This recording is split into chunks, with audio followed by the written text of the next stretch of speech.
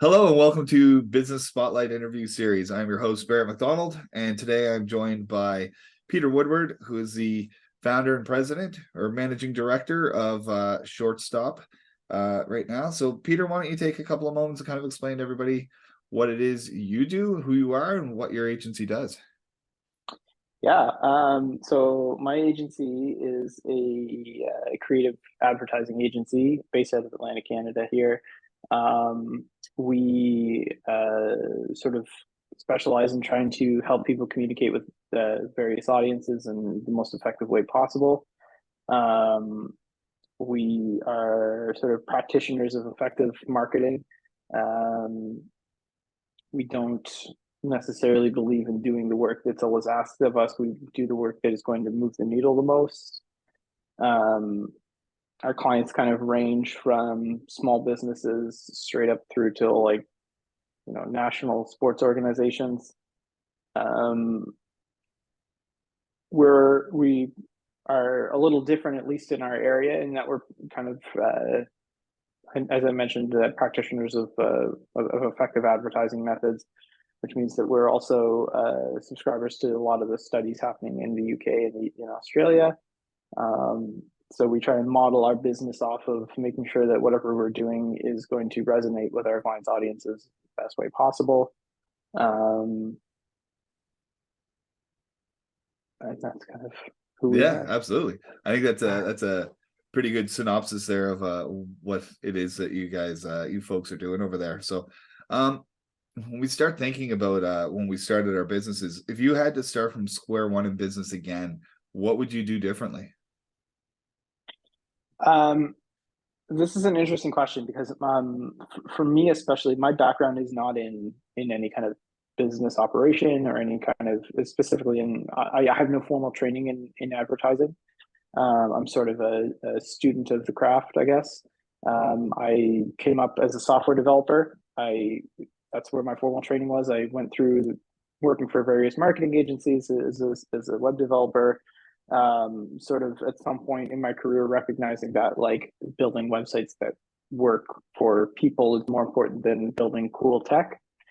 Um, and so as a result, I kind of have been immersing myself in the world of advertising and sort of some of the practices I mentioned off the top there, the practices that are happening in other parts of the world. Um, what I would do differently, though, to answer the question, is I would not uh, focus as heavily on just kind of continuing my own craft, and I would focus on I would have probably picked up some of the advertising practices a bit sooner had I known the trajectory of our business. As far as the operations go, our company was set up pretty formally right from the beginning. We were never kind of like we were never set up in a weird way where our ownership or anything was strange. We were incorporated from day one. There was a lot of practical business things that I think we made very smart decisions on Okay. straight up right out of the gate. Nothing really jumps out as like, hey, I would have done this completely differently. But we're still a young company, so who knows? Like maybe in a couple of years, you ask me that same question, that answer might change. Absolutely. Well, it's kind of true as entrepreneurs and business owners. We just have to continue to roll with it. And sometimes you're making stuff up as you go along, and hopefully you never see the pitfall again that you can use the new example from, right? Yeah. Always try my best. And I've kind of I've been in the industry for well over a dozen years now. Well, not well over. I've been in the industry for over a dozen years now. So at some point I became comfortable kind of in myself and my own knowledge. And so even to say like I don't often make things up too much. I Right. would rather admit to somebody that I don't know the answer because I know just personally that the kind of greatest strength that I have is my ability to pick up concepts and learn things very quickly, Awesome. which has actually been the greatest asset that I have throughout my whole career, and now has really served me well as sort of the business operations person for our Uh, company. absolutely. So fantastic. So What would you say are some of the common misconceptions about running a business, and how do you address them? There's sort of there's a couple of things that kind of come to mind. Is one is the business world right now is very glamorized. There's a lot of like everybody seems to want to be an entrepreneur. There's a lot of people who kind of think that the game is played by looking fantastic and kind of like, you know, you always hear the term like punching above your weight, which is there's an avenue of that is correct, that you should be aiming to punch above your weight, but not in an inauthentic way. Which even the word authentic to me is kind of hilarious, kind of buzzwordy. Um, but there's a lot of people out there, especially in our industry, that are touting to be like digital marketing experts. They are touting to be, you know, marketing geniuses because, you know, they have a few followers on Instagram or whatever, or TikTok. There's so much more to the craft that, you know, those sorts of things kind of, it's very easy to kind of get lost in, or so for small businesses especially, like you get a lot of like, I've been contacted by several second year university students claiming to be digital marketing experts that can excel my business to the next level. And I look and it's like you're like in your second year of commerce at like a university. Like I don't even know if you've ever sold a Facebook ad before. And the fact that there seems to be so many, I'm trying really hard not to just like paint everybody Absolutely. with this broad brush, but the reality is like at some point in our culture right now, being an entrepreneur is very glamorized, and so as a result everybody thinks that that's the cool thing to do, and it's a ton of work. um on the flip side of that, uh another if I can kind of go back to the other Absolutely. misconception is actually, I feel like being an entrepreneur is sort of what you make of it. So what I mean by that is, as part of this glamorized like hustle culture kind of thing that's been going on in the world, everybody assumes that, like, you know, there's 24 hours in the day, maybe you sleep for 6 of them, and then the other 18 you better be working your butt off or whatever. But like the reality is like I have 2 kids, I have a life outside of this. I try and separate the two as best I can. My family knows that I'm available to them.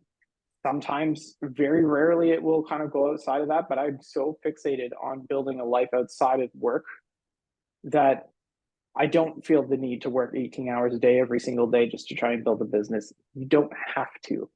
It is, Right. what you have to do is you have to work to the speed that you're that you want to grow. Like you can't say, "Oh, I'm only going to work 8 hours a day," and then be upset that you're not, you know, 10 times the size you think you should be after year two. um, Having some kind of grace and patience for yourself, like letting yourself realize that there is more to life than just working all the time. Even if you are an entrepreneur, even if that is kind of your jam, it might not be all of who you are. So for me, Right. I am an entrepreneur, but that is part of who I am. I'm also a father. I'm also a husband. I'm also a friend. And so those things, those sorts of things, are just as important to me as being an entrepreneur. And so that's kind of one of the misconceptions, is that you have to be burning yourself out in order to make it work, and you don't. Absolutely. Yeah, I fully agree with that. And through some of these interviews that we've been doing, there's a lot of entrepreneurs and business owners that are echoing that. So how do you balance your personal life with the demands of running a business, since we kind of jumped on that topic? I mean, how do I balance my personal life? I just I forgive myself a lot for missing some time during a work day, or missing some time in the evening, to be doing work. So like I try and be there consistently for my kids, especially. And I mean that the reality is like that's what really brought it into perspective for me, was when I started to have kids. So like I want so bad to be a presence in their life. And so I will kind of forgive myself for taking an hour out of my work day to, take my kid to an appointment, or to end my work day a half an hour early to take them to swimming lessons.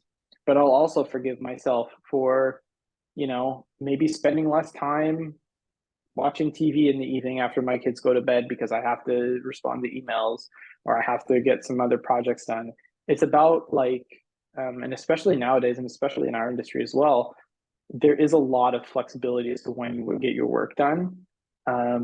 Especially in it, like, you know, yeah, as myself as sort of the operations person, that's one aspect of it. But like the other half of our business, my business partner, he's sort of our main creative person, and creativity is impossible to nail down from like a set period of time. Right. Inspiration strikes whenever. So basically having that flexibility and empowering also like not just us, but like whoever's working with us to be able to have that same flexibility is so important.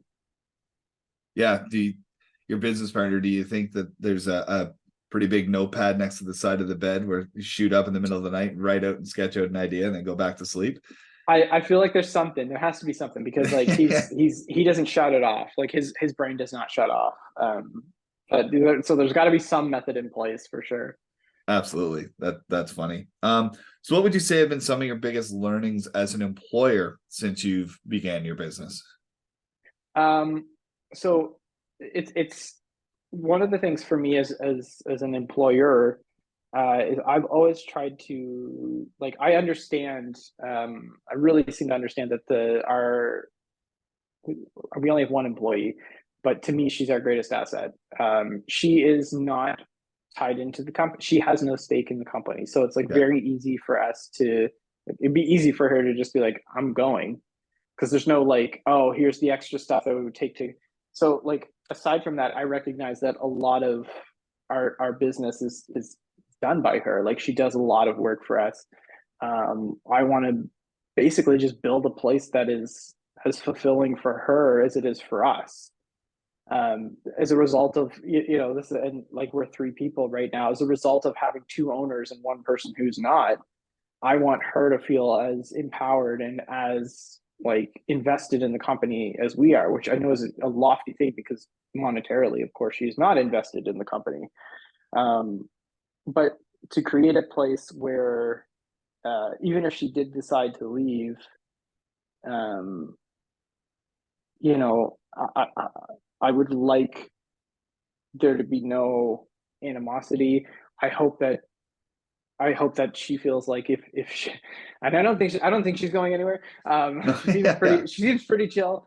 But like I'd like to create a space where she feels welcoming enough, or like welcome enough, empowered enough, have enough of a voice that she would talk to us before, and tell us kind of what's up and tell us what she needs if we're not meeting her needs.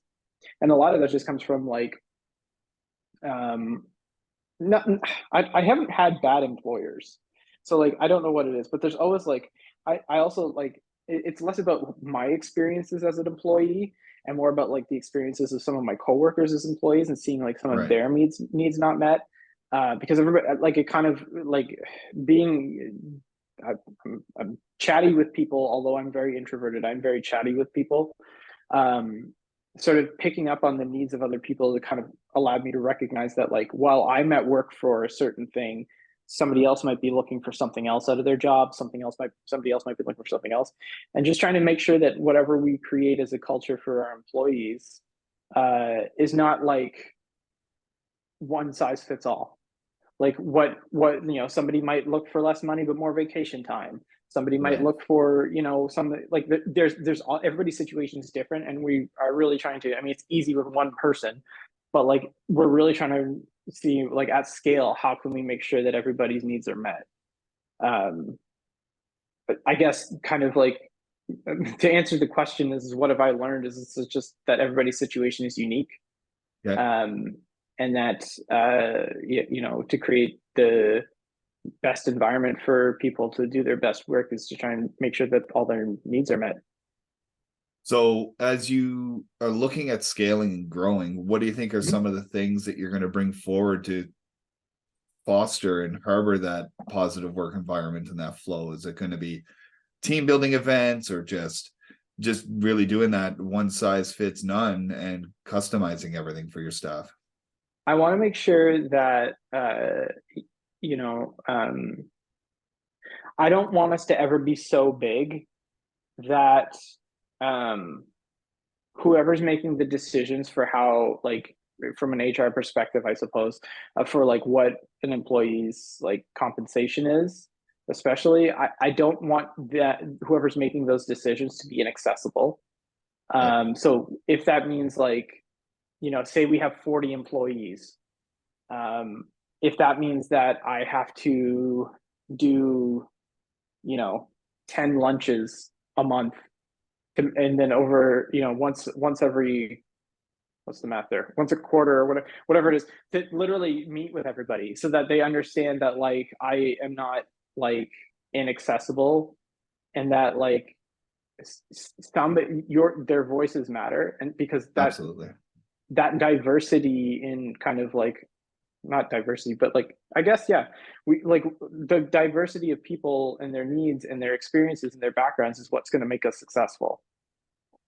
We Absolutely. are When it, Yeah, like, oh, go we're a marketing company, we're a creative company. Like, we need different perspectives, we need everybody's input, we need all of that in order to create our best work. And so, like, to have any kind of compartmentalizing of voices, is it just doesn't work. Absolutely. I was flipping through your website and you reference sports a lot. And I guess when you're building a sports team, not everyone can be the same type of player. So it's true in No. business. Not everybody can do the same thing. Only one person needs to do certain things, but you want different opinions. So it's good to create a positive environment where people feel like they have a say, Well, which is awesome. yeah, and beyond that, like, I mean, as we hire different people for different roles, like, we are going to have job descriptions to say, like, this is what you're expected.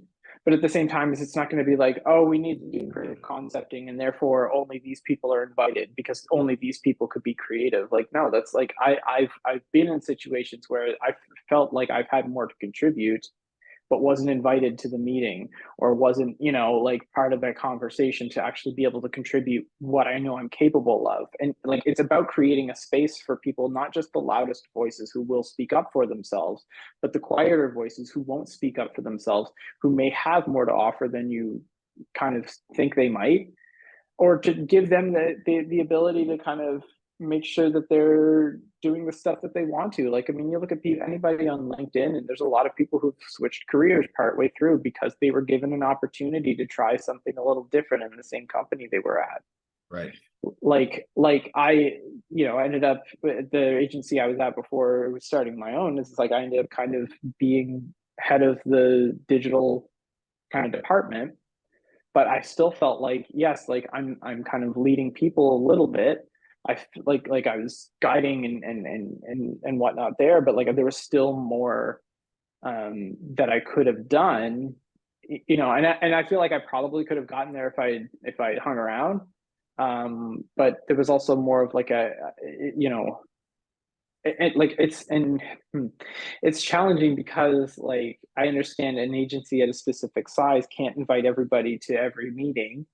I Right. get that, but like the internal conversations and stuff can happen with anybody because good ideas can come from anybody. Absolutely. Yeah, that's a good way of approaching everything. So what would you attribute to your growth so far and the trajectory that you're on? We've had the luxury of having a lot of working with a lot of really good people. So basically, as soon as we started our agency, we seemed to have a lot of people reach out to us and say, like, we haven't worked together in a long time. You want to work together again? I got a project. But what has kind of really attributed to our growth, I would say, is uh, we always seem to over deliver, which is not always the best thing that we want to always advertise as well. But like, if we're really working well with somebody, and again, there's a ton of buzzwords I've been using between around, like, culture and fit, and this is the next one I'm going to use. But like, if the fit is right between us and a client, you know, we're going to get excited about it. We're not going to be able to shut off our brains, basically. Absolutely. And like we do tend to, like, obsess about everything, but that's partially because we know that what we're doing is going to make a difference for somebody. Um, so whether it be a small business who, like, this is their entire marketing budget and it really needs to work because this is the one thing that they have for the whole year to make sure that it happens, kind of thing. That's where we're not going to waste your money. We're not going to waste your time. That's where we're not. We may push back a little bit harder actually for some of those smaller businesses because we don't want to waste their dollars. Like, Right. we know that the impact, but like, if a certain amount of budget is coming to us from a small business versus like a huge business, then it's a drop in the bucket for this big business. It means everything to this smaller business. We're going to invest just as much of ourselves or more into some of these smaller businesses because we want to make sure that they have a good experience. There's so many people that we've come across in our careers that have said, like, I don't advertise because I don't think I need to. And that is a false statement. Everybody should be, because if you're not, somebody else is, and you're losing that business. I'm not going to go off on the tangent of the practice as to why you need to, but there's a lot of research that indicates that you need to be advertising more than you should be spending more than, if your industry is spending, say, $1 million a year on advertising and you own 10% of that market share, that means that Right. you should be spending about $100,000 to Yeah. maintain your market share. Right. Nobody wants to stay where they are. Everybody wants to grow. Therefore, you should be investing more marketing dollars, and you will get that return provided that the marketing dollars you're spending are effective. Okay. There's a term called excess share of voice. That's what that is if your share of voice is 10% and you're spending 10% of that, you're going to maintain it by keeping that, as long as nobody else is spending more. That's the other part of it, is if your marketing dollars aren't going up but everybody else's are, you're going to start to lose, because that percentage, that share of voice, is going to kind of get spread out a bit more. Anyway, that's just one of the No, things that we absolutely. sort of, yeah, that's just one of the areas that we're kind of fascinated by. Some of these, like, the data's out there for all this stuff, that it's like, and what ads work versus what ads don't work. It's all out there. It's all documented. It's just who's doing it. That's the question. Yeah. It sounds like Anyway, it rings true for marketing budgets, the same as a business owner. You're going to get out what you put in. So if yep, you're spending 6 hours a day working in your business, you're going to get 6 hours worth of output on your yep. business. So that math kind of jives. As we're wrapping up here, do you have any last minute words for anyone who's watching this, who's on the verge of starting their own business? Are you going to suggest to take the leap, or take a step back and go in a different direction first before you take the leap? Or what are you thinking here, Peter? I think I would suggest, I don't regret the decision that we've made to kind of take on this, but I think I would make sure that whoever is thinking about it kind of really understands why. Is it because they're fed up with their current job and they don't think that there's anything better out there? Don't discount the fact that you're probably not going to be able to have a salary for however long.